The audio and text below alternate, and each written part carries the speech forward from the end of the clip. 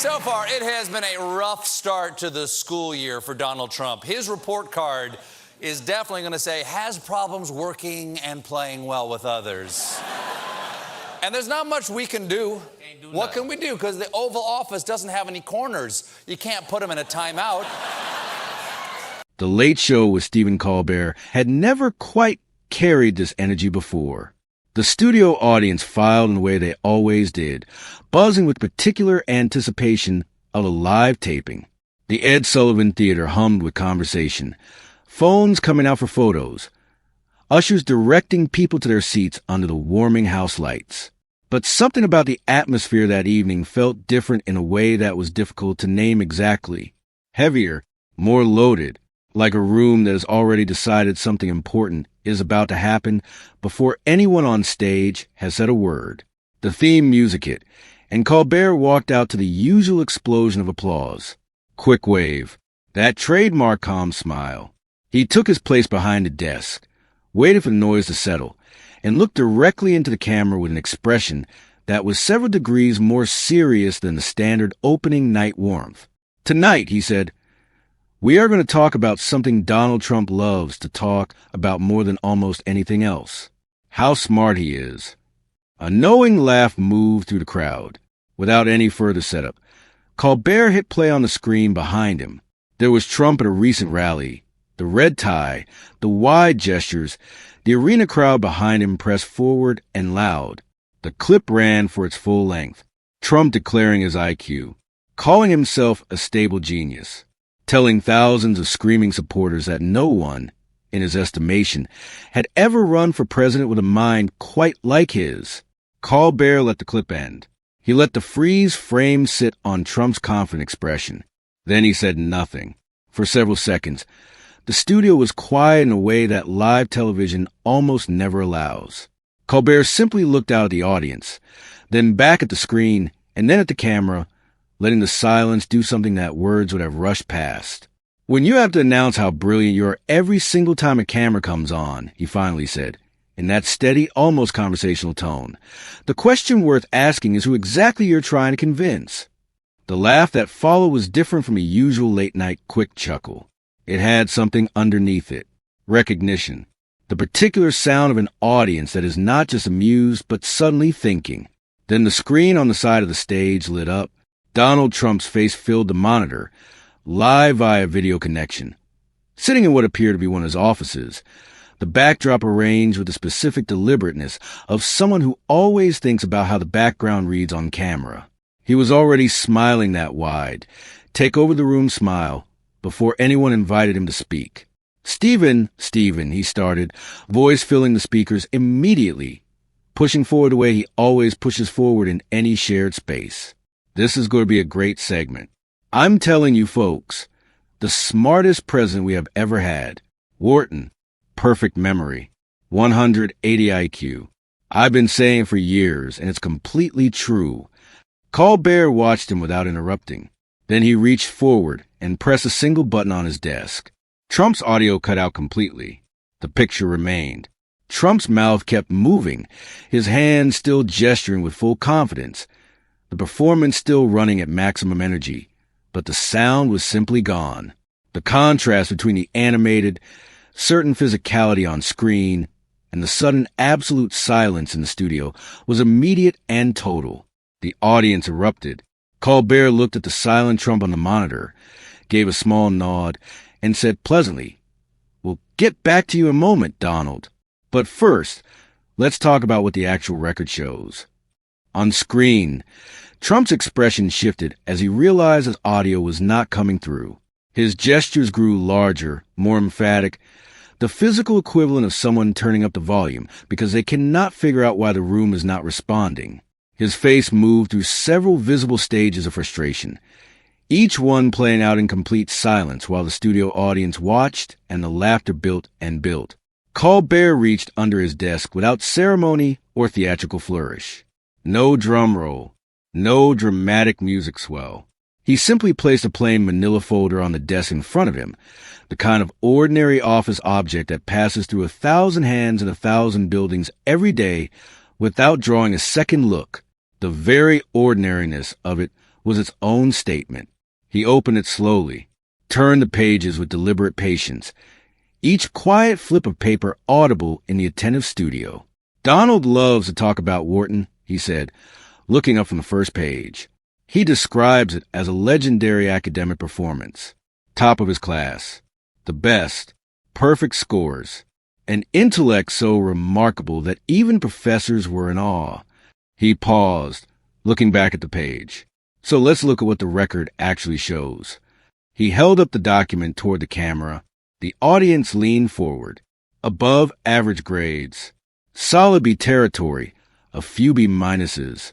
No honors designation. No special academic recognition. A perfectly normal performance from a student who had every conceivable advantage going in. He put the page down. Not a disaster. Not an embarrassment. Just a normal college record. The kind millions of Americans have. Nothing that by itself would suggest a genius operating on a level no one else can reach. The audience was not laughing now. They were listening. "But here's the part that matters," Colbert continued, his voice steady as a meter. "There is nothing wrong with a normal college record. There is nothing shameful about being an average student, passing your courses, getting your degree, and then going out into the world to build whatever life you're going to build. That is the story of most Americans. It is a completely decent story." He paused. "The problem is not the record. The problem is the 40 years of fictional legend that was constructed on top of it." He flipped to the next page. This one is from 1968. A professor who taught him wrote a note about his work. He picked the sheet up and read it clearly, at a pace that left every word room to land. "Donald has energy, but his analytical work is mediocre at best. He relies more on bold assertions than on careful reasoning or evidence." The studio went quiet the way rooms go quiet when something lands harder than expected. Not a single cough, not a shifting seat. The air conditioning was the only sound. Colbert let the silence sit for a full breath before he continued. "That is not a vicious attack. That is not a political hit job. That is ordinary academic feedback, the kind that gets written about students every day in every university in the world, the kind that most people receive at some point in their education process and move forward from." He put the page down.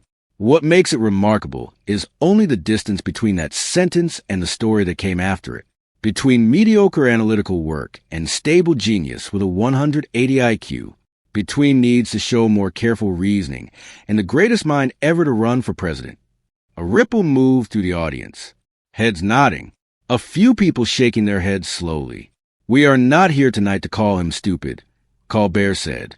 "This is not about intelligence as a personal insult. This is about something much more specific. This is about the enormous gap between what has been telling the country for decades and what the actual record has always quietly shown, and about what happens when you spend years using an inflated version of yourself as a weapon against everyone who disagrees with you." On the monitor, Trump was still gesturing in silence. His frustration had become fully visible now, the muted performance growing more emphatic as the segment continued around him without his control. Colbert looked at the screen for a moment, then back at his audience. "This is what becomes possible when you build a reputation on a story rather than a record," he said.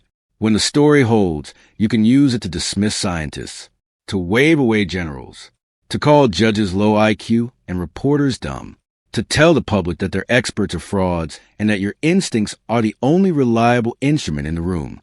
It works beautifully as long as nobody checks the original claim." He turned back to the folder. "Let's talk about the number he loves most." He paused for exactly the kind of beat that makes everyone in a live audience hold their breath without being told to.